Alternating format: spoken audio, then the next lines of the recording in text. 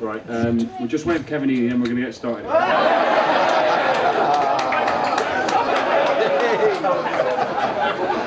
Right, welcome to everyone and thank you for taking the time out of your Saturday morning to come see us. It's going to be, what is going to be, the whole day is going to be very special in the history of Argyle. It's a great occasion, starting with this meeting this morning, then the Fans Fest, then the Fans Reunited event, and then I'll follow into the evening auction tonight. So it really is a huge day for everyone connected with Argyle. But just to go through a few procedural things. The guest speaker today is to my left, is James Brent, and James is going to come on and address you once I've finished going through some bits and bobs.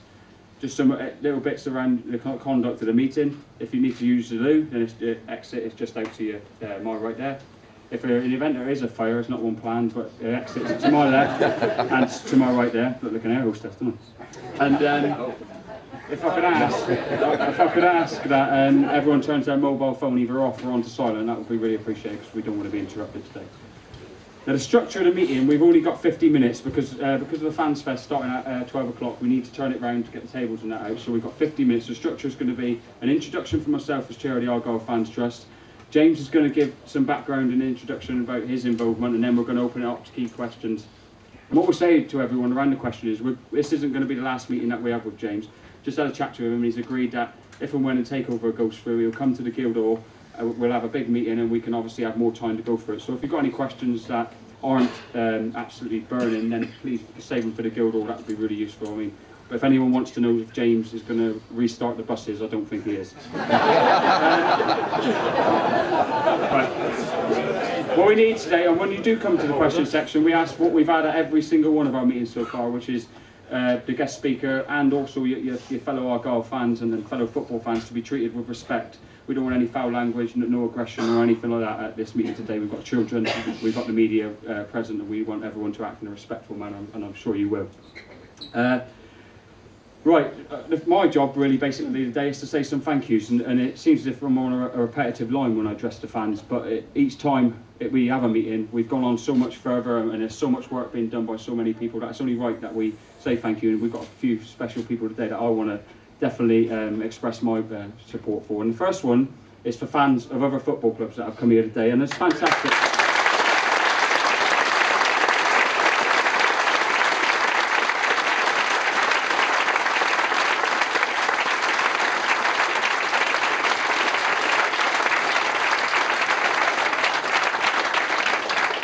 Particular thanks goes to the outstanding efforts of the Brighton and Hove Albion fans, and they have obviously, during a period of success for them, it just shows how fantastic those people are, because they haven't forgotten their roots and they haven't forgotten what happened to them, and it's just absolutely overwhelming what they've done for Argyle.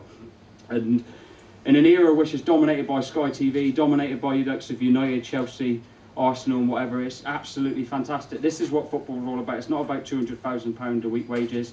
It's not about Sky Television. It's not about Manchester United. It's about teams like Plymouth Argyle and Brighton and Hove Albion. When it matters, sticking together and standing alongside each other.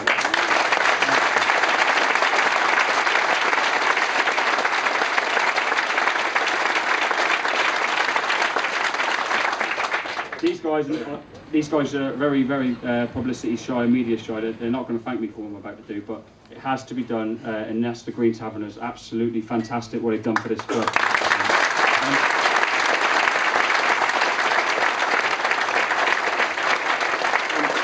The Green Taverners is a very wide church. They have a lot of children and youngsters involved, and they're right up through the spectrum of all the ages. And the kids are a fantastic example, because the youth of this country are knocked on a constant basis, but what I see them doing every single day of the week, coming out and helping the taverners and doing their best for Argyle, is a fine example for the young people of this country. But there's 3 people who I want to express my thanks for in the taverners, and they're not going to thank me. All 3 of them put together, by the way, couldn't grow one decent beard between them. And that is Gary, Mark and Bill. And I thank all 3 of you as really close friends, guys.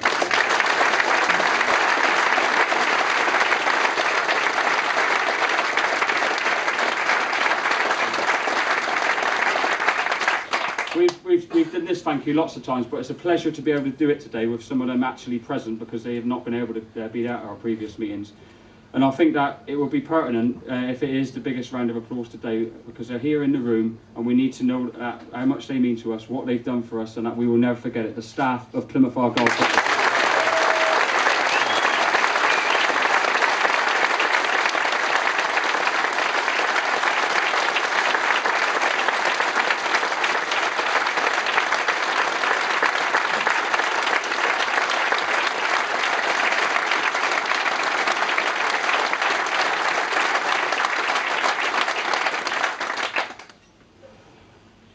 Final thank you is to the Contingency Plan Committee, which is a mixture of the Trust, the taverners and individuals basically have come together and worked alongside James, and we've all worked hard and we've all had some real highs and lows, but I just want to say thank you to them. I want to say thanks to one person in particular on the contingency group we won't be expecting, and that's Peter Ryan, who was former Secretary of the Argyle Fans Trust. He stepped down as Secretary of the Trust, stepped down from the Contingency Committee, but I want him to know how much he means to me as a personal friend, and how much that he's done for the fans, staff and players of Argyle. He really did give his all, so thanks to the Contingency Committee and to Peter.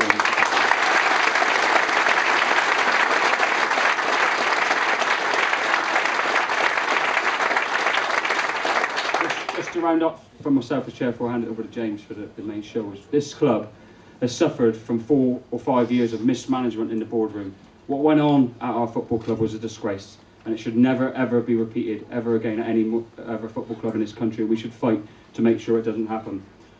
Plymouth as a city has lost its airport, its dockyard is on its knees, and the thought of losing Argyle was too much for all of us. We've come together united to make sure that we do not lose our football club. Argyle simply had to survive. We've had together some highs and some real lows. Our highs, like today, should be cherished and should be never forgotten. The lows we've picked each other up from, whether it be the players, the staff, the supporters, the contingency group, we've always kept each other going, and for that I'll always be grateful. We could write a book about the events that have happened, whether it be meeting Kevin Heaney at the Holiday Inn, whether it be rowing in the boardroom with Brendan Guilfoyle, whether it be vigils showing the world how much this club means to us, whether it be protests with the whole Green Army taking place, or whether it would be us collectively as a fan base, as players and as staff saying we will not let our club die. We should all be proud of our efforts. The work of Stapleton, Kagami, Todd, Gardner, Heaney and company left our football club on a life support machine. Today, we've got off our life support machine, we're out of bed, we're dressed, we've put our chest out and we're saying, we're Plymouth Argyle and we'll never die.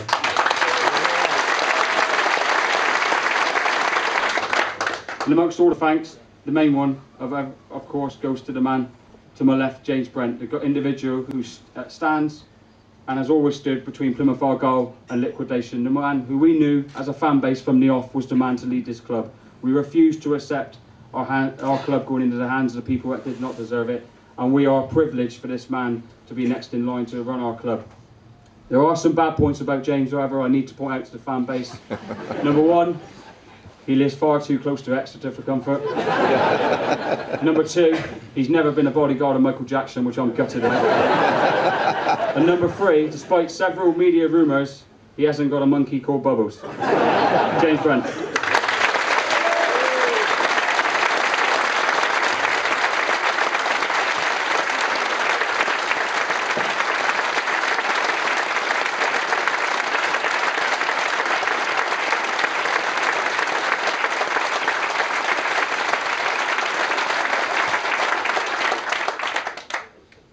Chris is going to put me totally to shame with that speech, which was well prepared, and I've turned up with no notes, and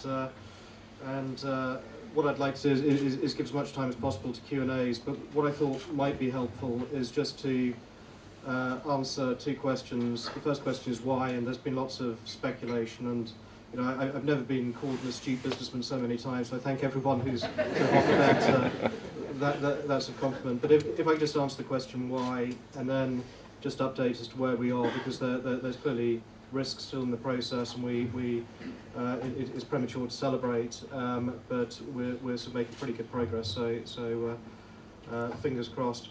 But prior to doing that, if I could just add my thanks to the Green Taverners, the Trust, but most particularly, I agree with Chris, to the staff. I mean, I've never, thank God, seen staff give up so much to their employer as Plymouth Argyle Football Club staff have. And as I say, I quite frankly hope I never see that again, because it's been a total disgrace over that period of time not to receive proper pay. The question why, and I think it's probably summed up best. One of my banking friends, one of the banks that provides one of our group of companies with credit, and the director of that bank, he's a football fan. He's not an Argyle football fan, and he sent me emails on a regular basis each time there's press, so basically daily, saying, "Why are you doing this? What's the sense in this? You know, don't you know that football club ownership is a good way of losing a lot of money?" So I had this, and eventually he's a good friend, but I got a little bit tired of this, and I said, so and so, if someone doesn't take action to try and save this club would fail. Why should it fail? And he sent a note back and said, "You're right." And he hasn't written me another email since then. So the primary motivation of it is, in my personal opinion, unlike the airport, Plymouth Argyle Football Club is a sustainable asset for the city. It's a sustainable asset for the southwest. It does not need to go bust, and therefore it shouldn't go bust. Indeed, it can be, I think, refocused as a community asset, and you say that and people say, "Oh, he's aspiring for Conference Southwest," but it can be refocused as a successful community asset which moves forward and trades at the level that it clearly should trade, which is League One Championship. And the two, in my view, are not, don't conflict, they complement each other. That if we can really build up passion for the club within the school, within the community, if we can drive the fan base, if we can encourage people to come, then the increased receipts will enable this club to move forward quicker and further than it could otherwise do. So there's a virtuous circle. The club clearly over the last couple of years has been in a vicious cycle, and without being too geeky and too much management speak, we need to move it from that vicious spiral downwards that we've experienced to a gradual move upwards, and that's what we aspire to. In terms of where we are, and then I'll promise you I'll be quiet and take questions, and there's no limit to questions, there's a lot of limits to answers, unfortunately, because I don't know a lot of the answers. If anyone asks the offside rule, I'll blush. And what was very positive is my young lad's with me today, and he has given up rugby just outside of Exeter to be here, so